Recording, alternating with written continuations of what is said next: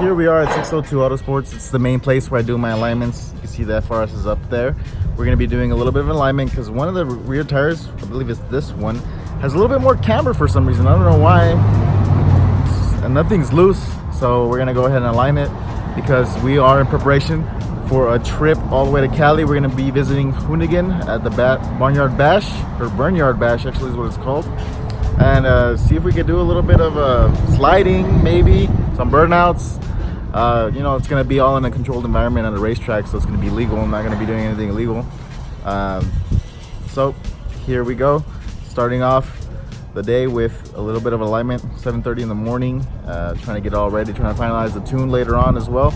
We got some of the tuning done in for the high end, but now we're going to be doing a little bit of tuning for the low end later on, just to have, you know, a little bit better drivability, so the car has good gas mileage all the way over there to the event.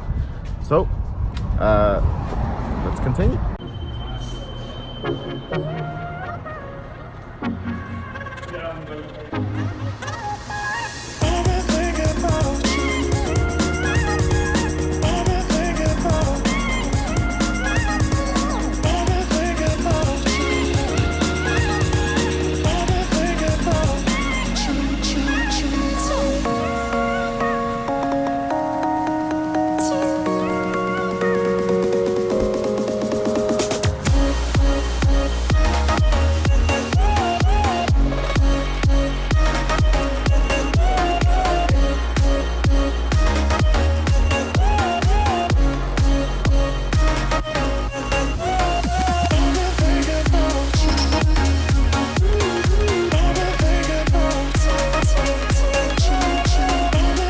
Today is the day that we're going to be going to Hoonigan.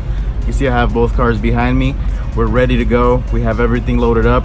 We have extra gas tanks, extra tires, at least for me, all the required tools. We have full DeWalt set, and then we also have a bunch of other tools that we're going to use. So let me show you guys what we got back here. We got a set of RPF ones with some old Sumitomo HTR Z3s that I had. I got some clothes, got a change of clothes.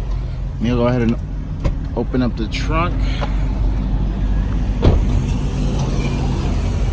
And then we have some extra containers full of E85, straight up good stuff. We got the Valère inflating kit. So this is in case the tire goes low. I can go ahead and inflate it back up. Got my little tool bag with a bunch of miscellaneous tools. My gun to remove the tires, light, just a bunch of things. Some extra spacers, I guess. So we came prepared. And then in the Fiesta we have some other tools in there as well as a jack, an aluminum racing jack, so we can go ahead and jack up the cars in case we need to. So cars are clean. We are getting out of, I think, Avondale, and then we will be going over straight to Kaale to the Hoonigan event.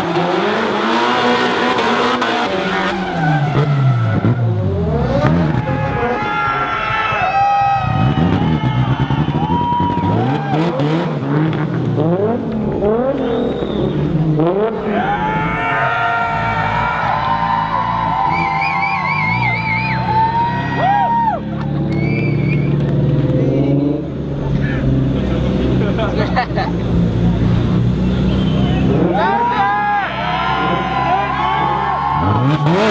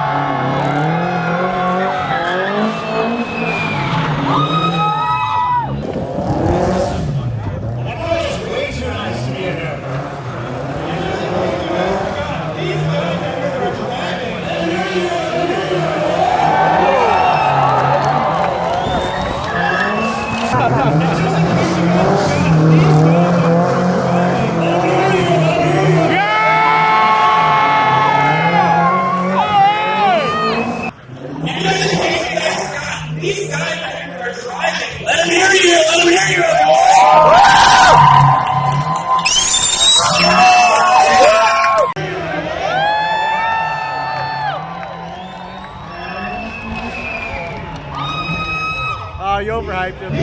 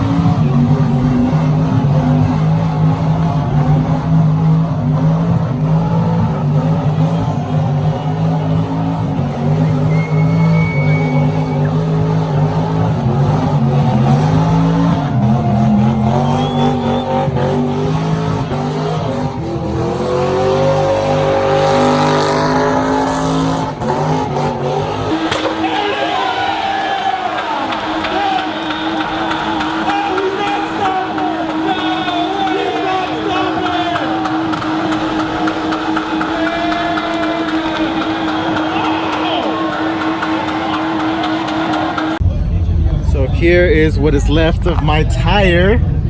I don't know how this side survived, but That was gone, so I'm putting my wheels back on after that crazy little drift session I had there. We're still at the Hoonigan event. They're still doing more stuff.